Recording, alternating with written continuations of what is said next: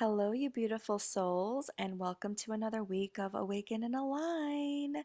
I'm so excited to announce today, I'm recording this on the new moon in Gemini, that I am leading a How to Manifest workshop, and it's based on the content of my book, How to Manifest.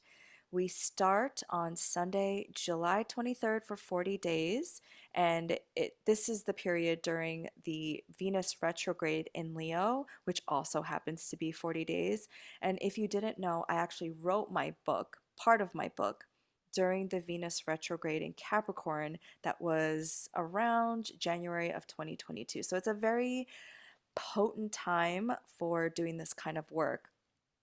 So, just a couple of things you should know about this workshop, which I think will be beneficial to your healing journey, is that you get 7 2-hour sessions over the course of 40 days, 6 weeks. You will be led through the content of the book, How to Manifest. You'll be guided through meditations and exercises. There'll be Q&A at the end of each session. And most importantly, you'll be doing this with a group of heart-minded people. There will also be a private group chat on Signal. It's kind of like WhatsApp. But yeah, it's going to be super exciting. And I am so happy that I finally got this together after my book being out for now about 9 months. So my baby is out there in the world, and I want to cultivate a community around the content of healing, manifestation, and just getting us closer to our true selves.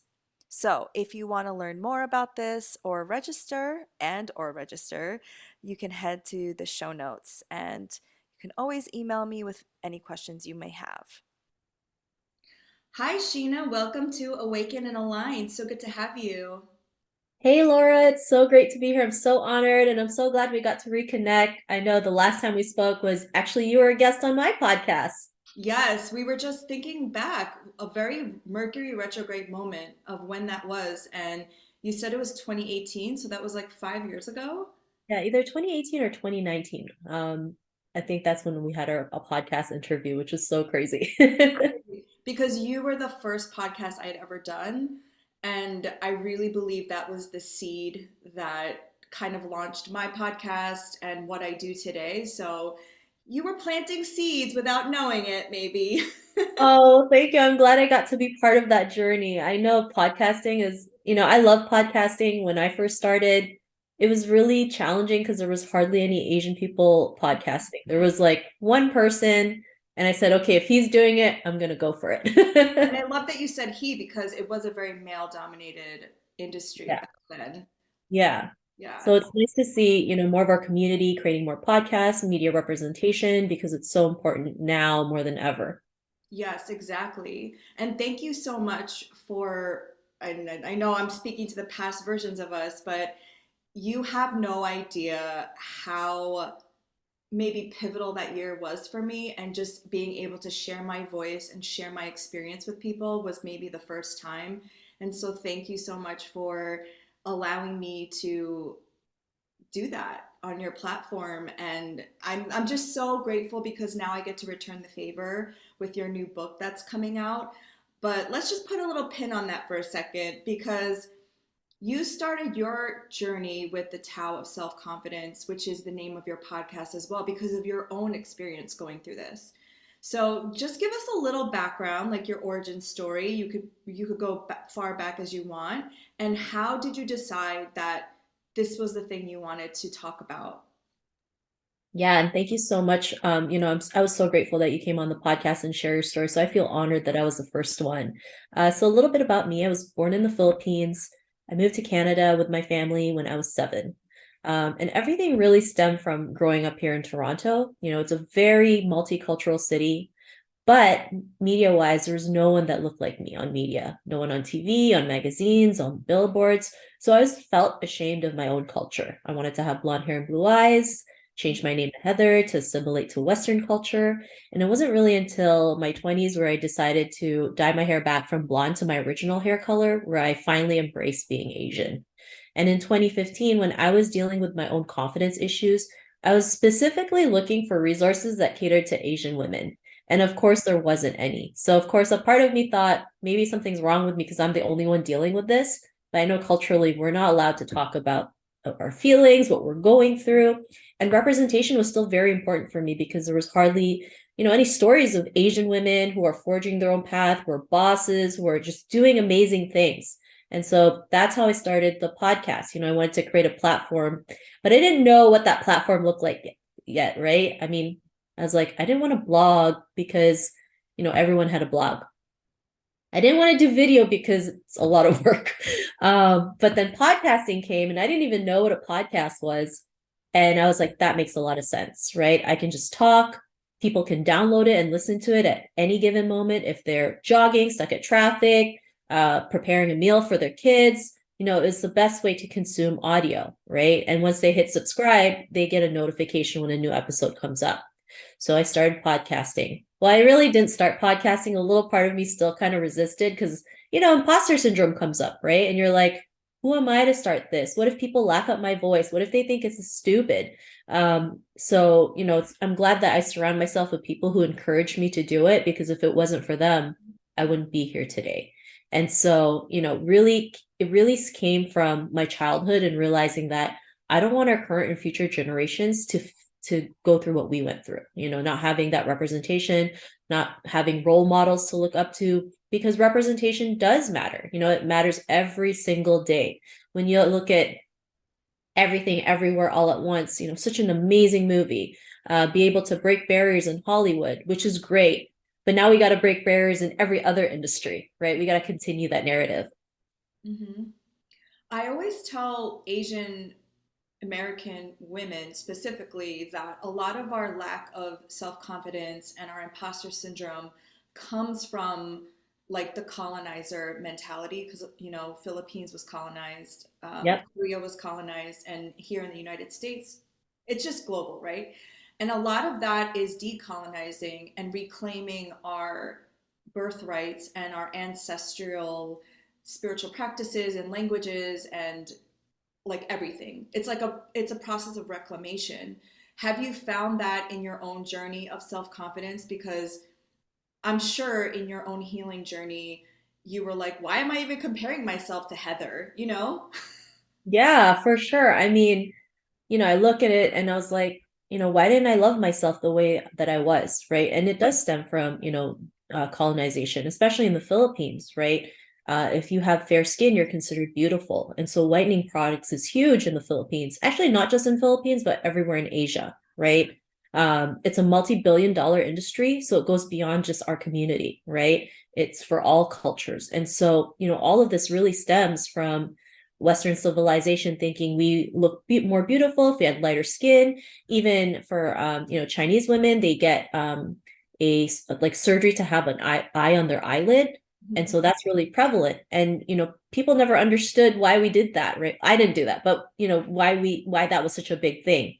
And I realized it came from a Caucasian male who's a doctor who mentioned if you had the line, you would look more beautiful and more accepted. Mm-hmm. Not realizing, that's a beauty standard that's constantly hurting us, feeling like if we don't look a certain way, then we're ugly. And so, I had to accept who I was, even for Asian beauty standards, right? I'm not a size 0.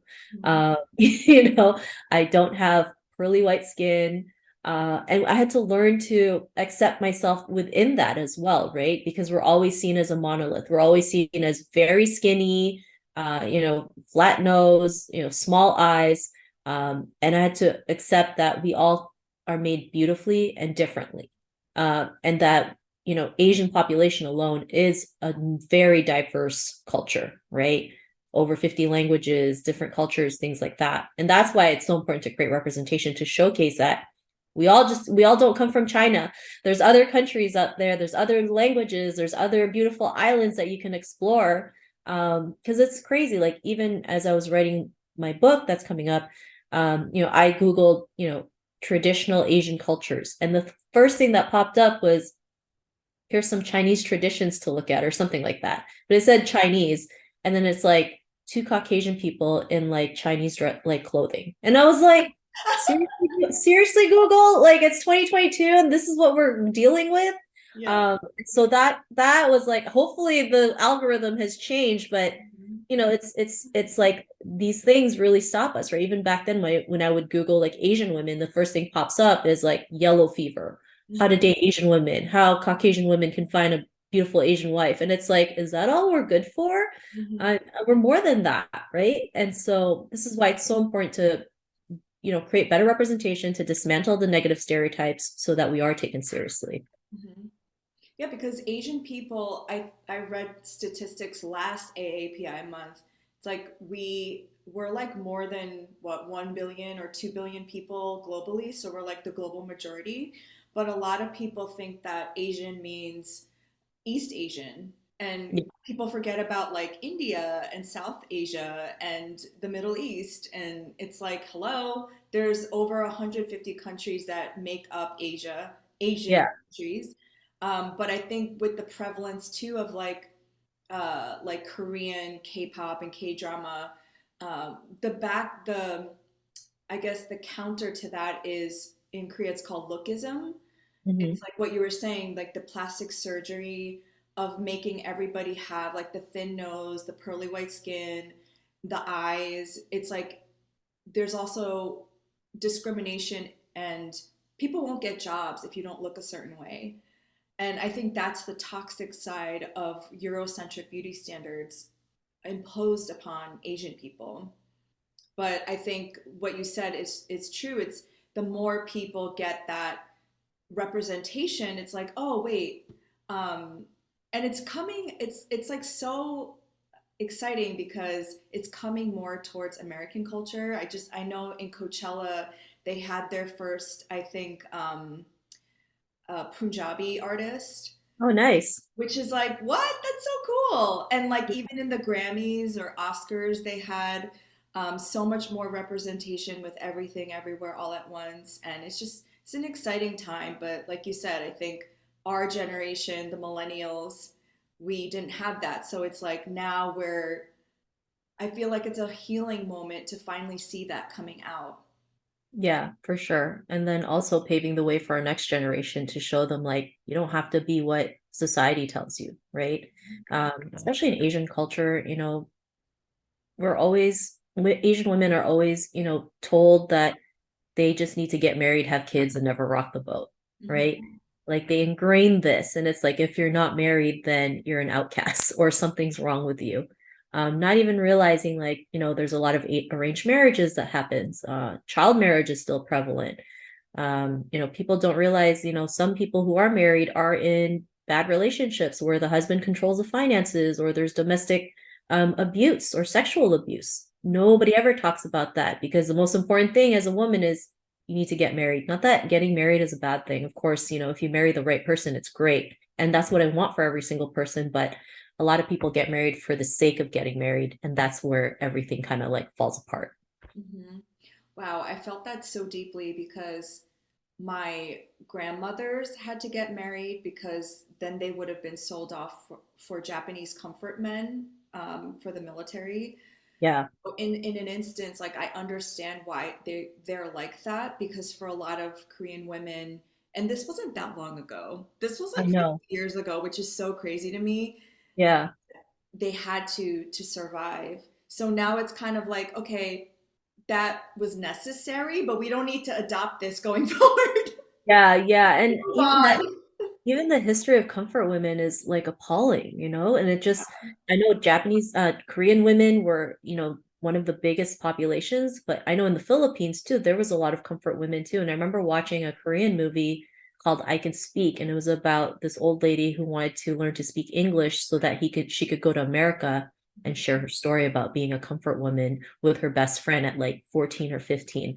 And I was literally bawling my eyes out because it's like, you know, just even like reading about it, right? Because I write a little bit about comfort women in the book and just like hearing the women's stories, getting raped every minute of the day, right? Being kidnapped by their homes or, being told like, this is your civic duty. Like it's so crazy, right? And then the worst part is they become the outcasts because they've been raped so many times when it wasn't their fault. And this is something that as Asian women, we always deal with when something horrific happens to us, we become the victim, we become the blame for things, right? Which is so unfair. Like I remember last year there was the article about Christina Yoon, no, Christina Yuna Lee, and you know how she got killed in her own apartment, right? Someone followed her in and basically murdered her. She was walking home late at night. And so I shared about that on LinkedIn, and someone was like, well, why is she walking home late at night? I'm like, that's not the question. Oh my gosh. Like, Yeah. first of all, women should feel safe in their own city. Okay. It doesn't matter what hour, they should of course, we're aware of our surroundings, right? But I would like to feel safe in my own city, like every other person, right? Instead of asking that question, it's like, why didn't you ask why that guy decided to follow her home and decided to kill her for no reason? Mhm. But that's what happens. Even the Atlanta shooting, the victims were being blamed basically for saying that, well, they could be sex workers. Like, so Right. what's your point? Uh, you know, we don't even know if they were or not. And if even if they were, that shouldn't be the reason why they were murdered, right? And especially for our culture, we get, some of them are forced into that industry, right? They're told this amazing story of living the American dream, and then they get forced into that because they have to pay a debt for moving from Asia to America. So there's a lot of deep rooted causes and underlying like reasons that nobody ever talks about. But then for some reason we always become the blame for it. Right. It goes back to what you said about the fetishization, why can't I say that word, of Asian women that there's this dragon lady stereotype where I think that that also is a stereotype that is a cause for a question of safety for us, and um, I just know when all of that was happening, especially with the xenophobia that was happening during COVID in New York City, I was terrified to leave my home. I constantly was like, looking back. Yeah, I heard that from a lot of women. Even women mentioned that they could fall asleep in the subway and no one would bother them. Now it's like a totally different thing. I remember seeing videos of people lining up for hours just to get pepper spray, and it was literally like a zigzag, right? The video, people waited 8 hours just to get a can of pepper spray to protect themselves, which is really unfortunate, right? Even as sometimes when I travel to America, I mean, I start getting anxiety. It's like, oh my God, what if they just target me just because I'm Asian, right? Especially when you go to like, yeah, New York has been a hotbed, Oakland has been a hotbed, and we just don't know, right? Because they look at you and they're like, you're the reason for COVID, or we don't want your people here. Go back to your home country, not realizing we're all immigrants here. Every I single mean, one of us, except the indigenous, yeah. yeah, except for yeah, because they're the first ones. But other than that, we're all immigrants, right? So for someone to tell me to go back to China, it's like, well, didn't you also immigrate to this country? So who are you to tell me to go home? Exactly. So yeah, it's so crazy. Hey, I keep forgetting that you're Canadian. That's my own American centered bias. I'm sorry. No worries. Yeah, I'm from Toronto, so I'm not that far from New York. It's about a 2 hour plane ride, I think, 1 hour or two plane ride. But I mean, Toronto is a very multicultural city, which I love. I love the multiculturalism that we have here. Get to try different foods, different festivals that happen in the summer that we can learn from each other's, culture and things like that. But at the same time, too, representation is still very low here, right? I remember, there was a women's conference that Facebook was promoting. And I was like, oh, I'm going to check this out. I mean, the world's open, love to network with other women. But when you look up the lineup of speakers, it was like 9 Caucasian women and one Black woman. And that turned me off because it's like, we live in such a multicultural city and this is the lineup you have, like diversity is not just one token person to make up that quota, right? And most companies have a quota. I think it's like 5% at best.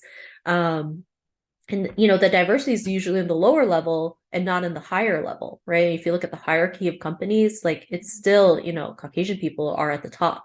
So is that really diversity, or is it just, you just doing it for the sake, right? You just want to look good. It's just all smoke and mirrors. And so this is why creating like actual diversity, equity, and inclusion is so important, right? Everyone needs to have that fair chance, but we're not, right? It's like, well, we'll just fill up some spots here and call it a day. Well, okay, so I hear a lot from, I work with a lot of brands, and a lot of companies say, well, we can't find any Asian people. And that's one thing that I do think is interesting, because it's not that there aren't Asian women. It's just, I think they're not as like, they're not going to have like the million following, or they're not going to be as visible. And I think there's multiple things going on, right? It's very nuanced, like you said. I think Yeah. first, we have to also just name the fact that, at least here in the United States, it was not that long ago that our parents immigrated here. Like, my Yeah. parents immigrated here in the 70s, and so I was the first generation born in the 80s. And so, in order for us to, and I had a whole corporate background before I even did this. So Yeah. it's now just this new generation, Gen Z, and the one after that, that they're deciding, oh, maybe I don't want to go into corporate America, and I want to be an influencer, and I want to be on a podcast. So it hasn't been that far back. And also, again, you said culturally, we come from a lot of like these Confucius cultures where it's like, be quiet and Yeah. be Don't still, step up. don't rock the boat. And it's a very American thing to be an activist and to speak out. It's not an Asian thing to, I mean, I'm speaking very broadly, because there Oh are, no, no, you're yeah, and no, that's true, right? Part of the problem is us too, right? Not speaking yes, up, not sharing what we're going through. And that's why Asian women are 2.5 times more targeted in Asian hate crimes than men, right? Because they see us as quiet and submissive. We're not going to make any noise. At the workplace, you're just told to put your head down, work hard. But we work hard, but we never get anything out of it, right? It's really hard to move forward or get that promotion because we're just always seen as that hard worker that anyone can just go to and just kind of like, well, she's going to do it because she's not going to complain. And that's also how the model minority myth came about, right? Because we were seen as that model citizen, and then we get pitted against other cultures, right? We're seen as hardworking, successful. We don't complain when things happen, and so that affects us, right? Because it's like if we're seen as outside of that model minority myth, then we're seen as crazy or out of line. or And so bad. yeah, and even in our culture, if we go outside of our culture, we're seen as crazy. And Mhm. that's why women don't advance as fast, right? Because culturally we're told not to do that. Society doesn't see us as go-getters. And as women in general, it's okay, we have to be okay with being a go-getter. It's not easy because I go out there and reach out all the time. But in order to make the opportunities that we want, you just got to go out there and make the first move, right?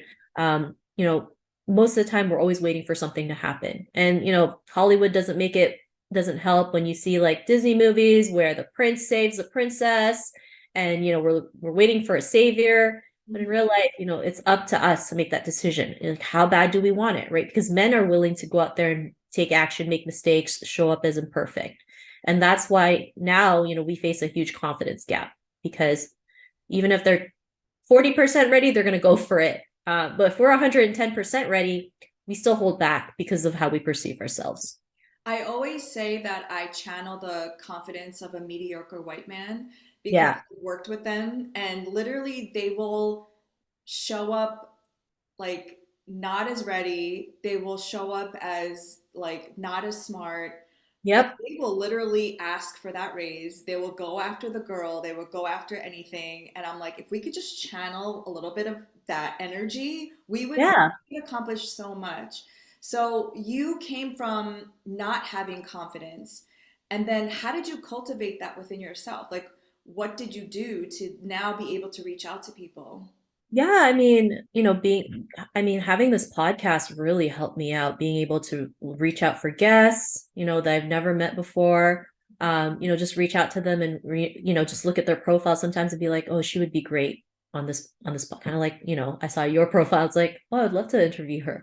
Um, Listening to the women's stories, realizing that I wasn't the only one feeling the way that I was feeling. Everyone felt that way. And so even just having that helped me realize we all go through this and we can move forward, right? Because sometimes it just takes one person to show you what's possible. And the stories have been amazing. I've interviewed women who've gone bankrupt, who've been in abusive relationships, who've been through cancer, who's born with no legs, born with no arms, but yet is going out there and doing something. Even women who've been in jail, Mhm. right? I mean, these are things that we're normally not supposed to talk about, but yet here's a platform that they can share their story and realize, they realize they hit a boiling point and they wanted something to change. And so they decided to do the work to get out there. And so listening to those stories really helped me out. One thing I've done recently was learn to ask for help because culturally we're not told to ask for help, right? It's a sign of weakness. We don't want handouts. But as women, we have to work together, right? We have to collaborate. We have to help each other out because men do that all the time, right? They're always collaborating. That's why they move forward. But as women, generally, we're seen as the superwoman that could do it all. And that's really unfair because, that's exhausting, right? When I hear especially male public figures where they're like, well, you need to hustle, hustle, hustle 12 hours a day. It's like, well, I wish we had that luxury as women because not all women have that luxury. You're not taking care of kids, you're not taking care of family members, you're not running errands, doing chores because with kids or not, women are natural born caretakers and all the brunt work is put on us, Mhm. right? Rarely on men. I'm not saying not all men, rarely on men. And so they have the luxury to Fine. hustle 12 hours Yeah. straight in their business. Women, yeah, we wish we could even have 12 hours in a week, right? And so that really like frustrates me because at first I felt so bad that I didn't do that. And then I realized, well, he's a man. He has support. He has a wife at home who takes care of their kids. So it's unfair for him to say that, Yes. right? And of course, as women, we do work hard, right? We do work hard, not just in our business, in everything else, right? And that's why we can't do it all. We got to ask for help. We got to find ways to collaborate so that we can move forward together instead of being alone. We also carry a lot of the soft power skills, like emotional labor, because like being a caretaker takes so much energy. Oh yeah. But it's not because we live in a patriarchy, it's not seen as valuable as being a CEO of a Fortune 500 company. And so it's not valued the same way. Meanwhile, you're literally taking care of humans, whether it's children or other people. And yeah, that part really frustrated me too because I went to like a Tony Robbins actually in 2018, and I was still in that hustle and grind culture of, you have to get after it, you have to work and work yourself to the bone. And now I'm kind of like, I don't want to work that hard. I want to enjoy my life. I want to like be with people and have fun and drink lemonade on a Tuesday afternoon. Like I don't want to work that hard. And like you said, they have the luxury of being able to do that. Um, and then that I was thinking of a question as you were saying that, but then you just got me fired up because I was like, oh. Yeah, no, and it's crazy, right? Because we've been conditioned to work hard. Not that working hard is bad. I mean, there's going to be times in your life where you will work hard, right? Of course, there's a season for everything. But sometimes we work so hard to the point it's like, what are we working hard towards, right? To like, is it for more money or is it for a better life? Is it to spend more time with our family? What is the intention? And so we have to kind of like dig deep. And instead of working hard, we can also work smart, right? Have systems in place, learn to scale our businesses, things like that. But that's stuff that we're not taught about, especially for women. Investing, learning to have your money work for you versus the other way around. There's so many things we can do and we can learn, but nobody talks about it. And that's why men sometimes have the upper hand because they know these things. Mhm. Um, and then we get left in the dark because as women we start a business because we just want an extra $500 Mhm. to for shopping or to pay the bills versus men it's like they want to build an empire. Right. So it's learning to kind of change that mindset as well.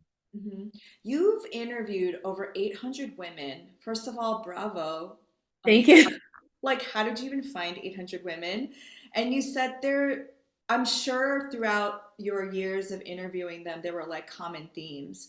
What was like the number one reason why women didn't have self-confidence, and what was the thing that helped them gain it? Yeah, I mean, I don't even know how I did that, honestly. I mean, I did it in season breaks for sure. So that was one thing. Like, I was like, if TV shows have a season break, I'm gonna have a season break. Being But into I think at that time, I just wanted to have as many women as possible, especially Asian women, because there was just no platform really where they could share their stories. And I realized, a lot of us had, similar issues, not feeling good enough, second guessing our decisions, imposter syndrome, fear, and most of it stemmed from not loving ourselves, not being kind to ourselves. And I'm guilty of that too, right? I was my own worst enemy.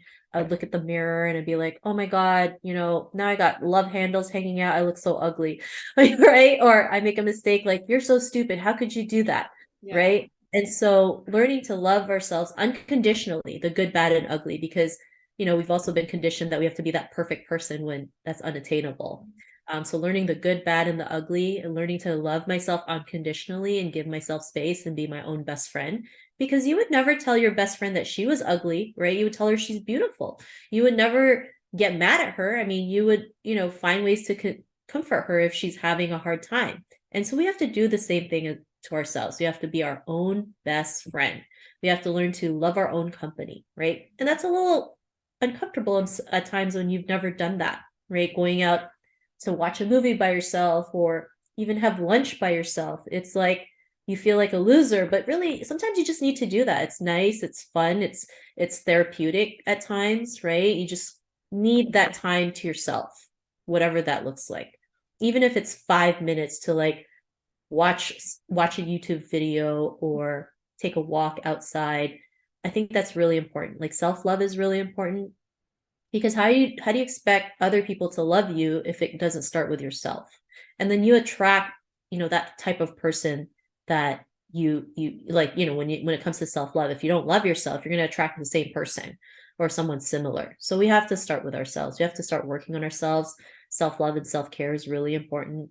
And that's something foreign in our culture because we're always told take care of everybody else, take care of everybody else, and that's exhausting. Yeah. Yeah, because we're a collectivist culture, most Asian cultures. And I love that you have the word self there too, because um, self is just not a thing in Asian culture. There's a Korean word. First of all, a lot of our cultures come from filial piety, right? And like, there's a specific word in Korean. I forget the word in Korean. That's basically filial daughter. And I was watching this Korean program with my parents, and we were all going around, like me, my parents, like, oh, were you a filial son? Were you a filial daughter? And then I was like, don't expect that from me anymore. I was like, Yeah, I did that and you're breaking that I'm cycle. breaking the cycle, okay? And they're like, we don't make you do anything. Stop blaming us for everything. And I'm like, no, I'm just letting you know that Yeah. I'm going to insert my own dreams into my life going forward. Yeah. We're all on the same page, okay? Yeah. We're now breaking that cycle so that, we don't Yes. make the same mistakes over and over again. But man, it's so deep. It's like in our body, it's in our consciousness, like this feeling that, and for those of you listening who don't know what that means, it just means like almost like sacrificing yourself for the needs of your family and your ancestors. And do you have that in your culture too? Oh yeah. I Yeah. mean, my grandmother, she only went to school up to sixth grade because she had to take care of her 11 siblings. Exactly. She's the one who had to like wash their clothes, go to the market, make sure all their stuff was ready. And that's what she's been taught all her life, to care for others. And she forgets, to care for herself, Mhm. right?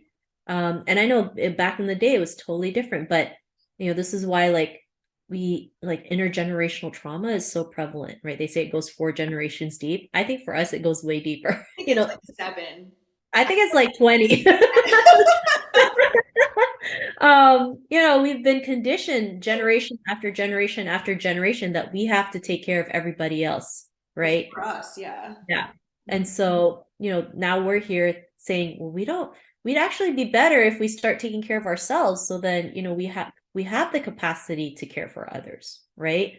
Um, that's why it's self-care, self-love, building your own confidence, it's all important because it really does start with us and then finding different ways to figure out, well, how can I do that, right? Who can I turn to? Who can I ask for help and things like that? Because awareness is the most important thing because some people aren't even aware that a trauma is holding them back, right? from moving on to their greatness. And so first they need to be aware of it and then find different ways to heal through that so they can move forward and be their best selves. And personally, I personally believe that it's our ancestral and intergenerational trauma that prevents us from feeling confident.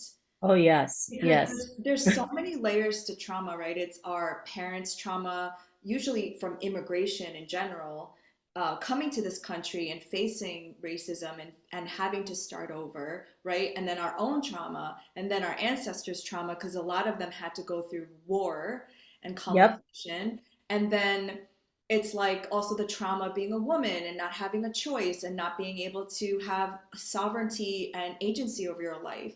So there's so many layers to this that I think it prevents you from self-confidence in the way of like having ownership of what you want to do and saying no. No is such a hard thing for Asian women. Oh, yeah. Boundaries. It's like, what's I that? know. Yuna Chung, are you listening? I'm like, Mom, this is my boundary. And she gets so sensitive about that because I think also with Asian cultures, um, like having to hold on to each other and our culture is the only thing we have left. Yeah, no, for sure. I mean, like, when you look at history in each Asian country, like they've gone through some form of trauma, whether it's being in an arranged marriage, being a second, third, fourth wife, or being someone's concubine. Like, we're just seen as like objects, right? And even some of the beauty standards, like my great grandmother had her feet binded, and I didn't even know that until recently. But that was like a status symbol if you had your feet binded back then, right? And we never question the traditions we follow, right? Sometimes I'd be like, why are we doing this? Like, this doesn't really help us. And then when you ask, they're like, well, it's tradition. It's like, Right. that's not the reason though. Like, Some what? traditions can stay in the past. Yeah. Yeah. I mean, not all traditional traditions are bad, of course. There's some great Right. ones that make sense, and I'll follow that. But there are other traditions that really hurt women. And that's another factor is why we can't move forward, right? Because there's certain traditions that hold us back to, I mean, there's so many factors, right? Like, there's a lot of factors. And it was a reason why, like, I even started writing the book because, yes, there's a lot of leadership books, but nobody really talks about why. Like, why are we not in leadership roles? Why is it that in 2021, Asian women only represented 2.7% in management roles in the US, right? And why is it constantly falling off? And so being able to talk about the things that our families or our culture doesn't tell us to talk about is important. So they realize, oh, maybe there was something in my life that is holding me back. Oh, I didn't even know, right? Or maybe they can talk to their families like, did this happen? So that, they could heal together or they could heal on their own or find different ways to heal so they can move forward, right? Um, Like which is actually talking, yeah, yeah. Having these communication. Yeah, like mental health is still a huge taboo. And, we want to normalize that because we all go through mental health issues. I mean, the pandemic was a big, wake up call for everyone. And I'm glad it's kind of helped bring more topics about mental health. But I mean, it's still very, very taboo, right? Most of the time, we don't talk about it. It's like, if you don't talk about it, then it's not real and it's going to go away. And that's not how it works. Like, Right. we need to create safe spaces where people can share what they're going through, right? If they're having a bad day, then just say you're having a bad day, right? You let that feeling out so that you feel good and new feelings can come out and you can show up as your best self again. Um, yeah, I mean, mindset is so important. Getting in the right headspace is so important so we can move forward and we can see more Asian females, rising to the occasion, breaking barriers, making history, because there have been some amazing Asian females that have done that, right? So now let's keep showing up. So who have been um, some of your more famous guests? Oh, wow. I mean, I don't know. I mean, I've had a lot of some celebrities in the Philippines because I'm from there. Mhm. So that was really cool to have that. I've had some seven-figure earners who've, really paved the way, just be champions for our community. Even some notable actresses. I mean, I've interviewed so many women, it's so crazy. But there's some unique stories that I've heard too that really just helped me realize, anything is really possible. Like there's this one lady who is a Christmas song artist, and her Hmm. dream was to just write and sing Christmas songs. Oh my And to have gosh. That that is as a so full-time career is yeah, like, it's not sustainable, right? Because right. like Christmas happens what, like the last 3 months of the year. But she was willing to make it happen. Like she had to open her own record company to sign herself as a Christmas song artist, and she made it happen, right? She got also signed in other countries, like the Philippines, where we celebrate Christmas like 6 months out of the year. When the burn month hits, it's Christmas.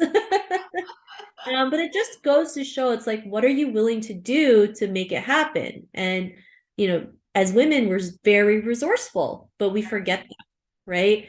Just because we don't have it, we can learn to work with what we have and then just keep moving. Hmm. Let's talk about your book. First of all, Yeah. I love the title. You included Tao. What does Tao mean? For me, I mean, it was so funny because when I was starting my podcast and trying to find a great title for it, I would look at like Apple iTunes at the time, and all I saw was the art of, and I was like, okay, well, the art of sounds good, but I wanted to have, like to have like something from my Asian heritage, and so I saw the Tao, and then I was looking up, what is the meaning, right? And the meaning is the way, and so that way, the way to self confidence, there's many different ways, right? What may work for me might not work for you. And so being able to showcase different ways to build that, then you have tools and resources that you can, like test it out to see if it works for you or not, to see if this is the way for you to build confidence. Because for the longest time, I thought in order to be confident, you had to be loud and boisterous and be out there. And really, you can still be an introvert and still be confident, right? So that's how the title started. And then, as the publisher mentioned, what titles should we have for this book? They really loved the title, The Tao of Self-Confidence. And I was like, yeah, let's do that, right? I had to write this book in less than 3 months so it can come out in Asian Heritage Month. Yeah, so it was kind of Wow. crazy. And it's like, then the imposter syndrome kicks in. Well, who am I to write a book about leadership? Who am I to be the voice for Asian women? And I think that's normal that we go through imposter syndrome, right? And we can use it to our advantage, right? It's just a sign knowing like this is a good, like you need to go out there and make this happen, right? Like fear, we all go through some form of fear, but instead of letting us control it, we embrace it. We say, they're just, our mind's just telling us, don't do it because we just want to protect you. But you Right. can tell your subconscious to be like, it's okay. That Hmm. happened 10 years ago. This is a different situation. We're going to rock this. We're going to create, amazing stuff. So we're going to go out there and do it, and we're not going to die. Right? We're not going to die. We'll be okay. Um, so yeah, as I was writing this book, I just did so much. I've never researched in so much in my whole life. I felt like I was at school again, but just even learning the different histories of like, Korea and Vietnam and the Philippines, and how women were treated back in the day, and it just makes sense as to why so many women just like, have so much confidence issues, especially Asian women, because for centuries we've been living a certain way, and it takes a while to unpack that, right? If you only knew what you knew, then you're just going to keep doing it. And they still, in Korea, there's a 4B movement. I don't know if you heard of that right now, where there's like all these young women protesting. They're not getting married, they're not Yeah, having babies, so the birth rate is super low because they're like, you need to pay us equally. You need yeah, to give, it's like a feminist movement, basically. yeah. And like even China, right? If you're 25 and over, you're literally called a leftover. Mhm. Like they say the word leftover in Chinese. I think it's like shengdu.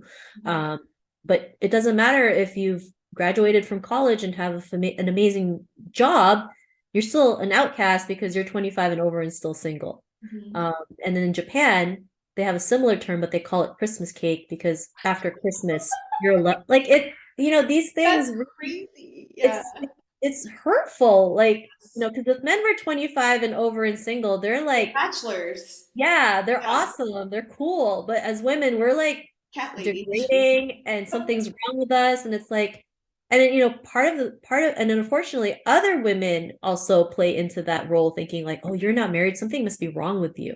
Oh my And God. this is why we don't move forward, because as Yes. women, we're also catty with each other, and we need to stop doing that, right? We need to work together. And instead of saying, well, what's wrong with you? It's like, you're single, that's great.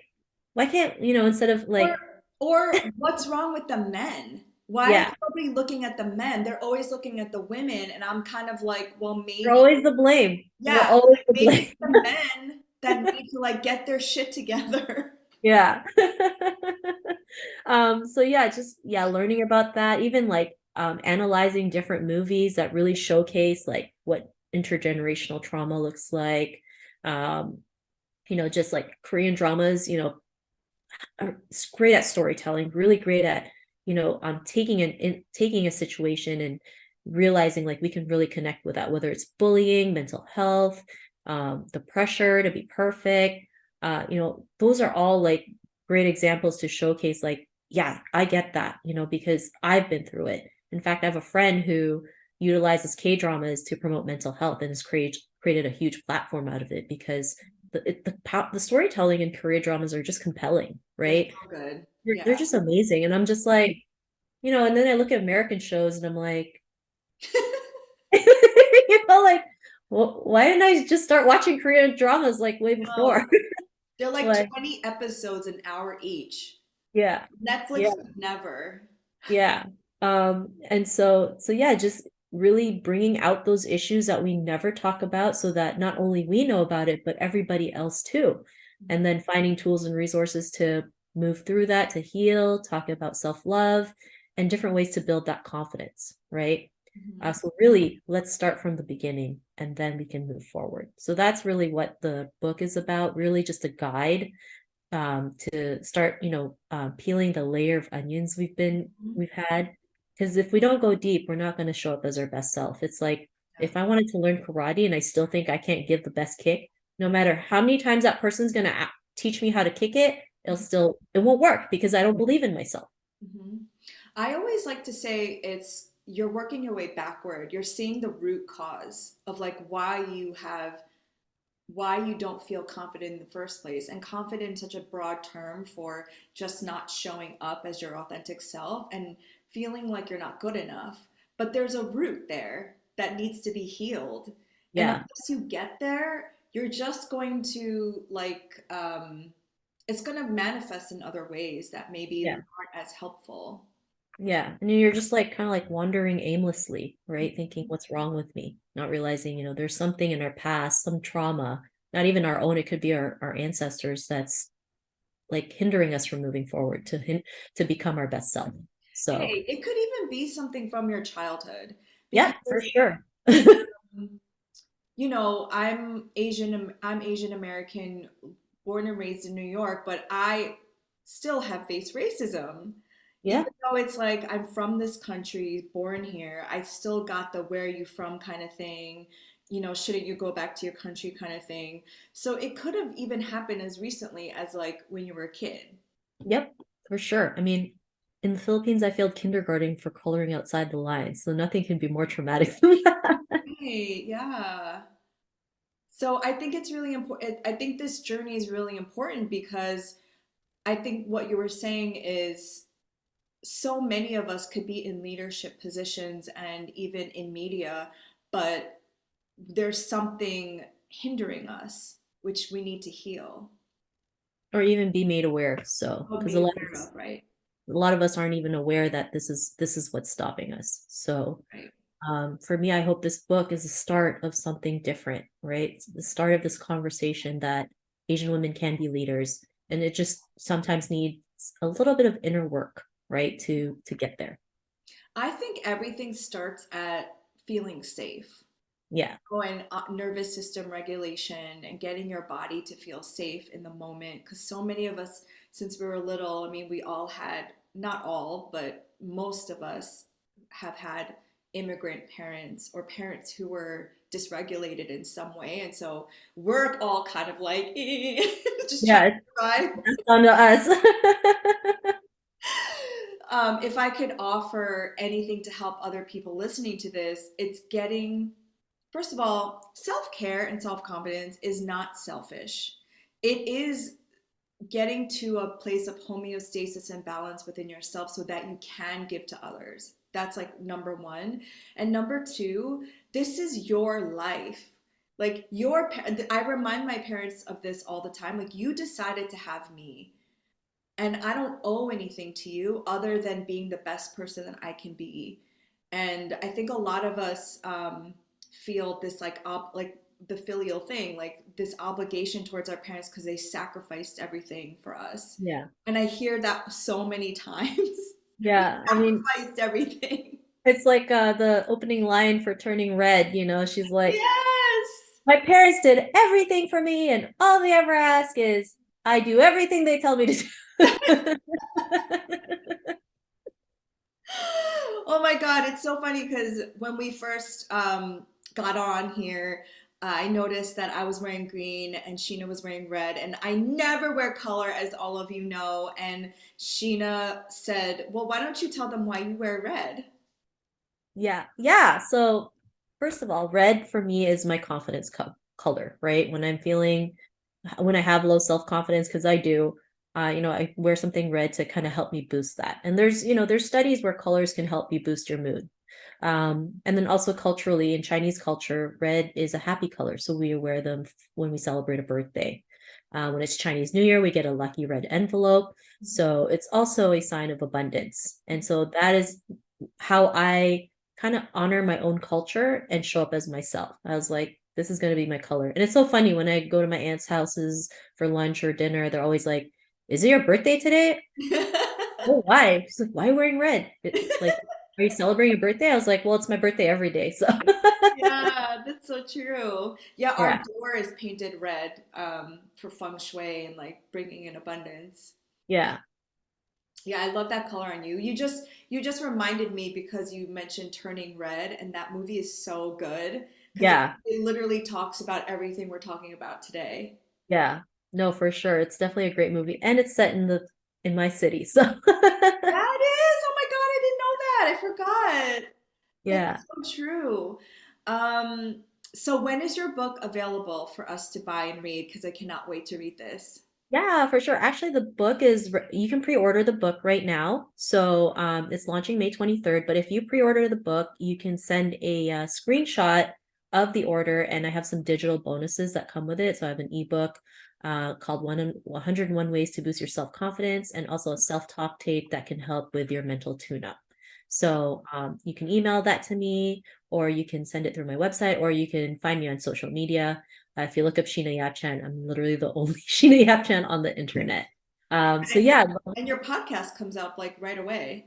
yeah. And my podcast, The Tao of Self-Confidence, you can find that on Spotify, Google, Apple Podcasts. You can check out my website, thetaoofselfconfidence.com, to check out Laura's episode and also some other amazing Asian women out there. So yeah, I would love your support. If you can pre-order a book, or if this is past the due date, if you can buy a book. Because May is AAPI month. And Mental Health Awareness Month. So, this book Exactly. is a great fit for what we're talking about. Mhm. Sheena, was there anything I didn't ask you that you wanted to share? I think that's it. Oh, so for the month of May, I am also fundraising for a library donation drive Mhm. um, to have this book be donated to libraries across America, because the model minority myth thinks that all Asians are rich, but there's a huge income disparity that nobody talks about. And libraries are heavily underfunded. So when they do have funding, they don't invest in books with diverse authors. So Yes. I want to be able to give this book to libraries across America so that, there's actual diversity, and it's easily accessible to the people who can't afford it. So if they want to make a donation, they can go to tinyurl.com/ Mhm. donate dash the Tau of SC. So S is Sam and C is in cat. We're not all crazy rich Asians, okay, people? Thank you for reminding me, and I'll put all of the links in the show notes below. Thank you so much, Sheena. Thank you so much for doing the work and for everything that you do for our community. We are so grateful that you have self confidence because it makes this world a better place. Oh, well, thank you for having me as a guest. It's been such an honor. Thank you.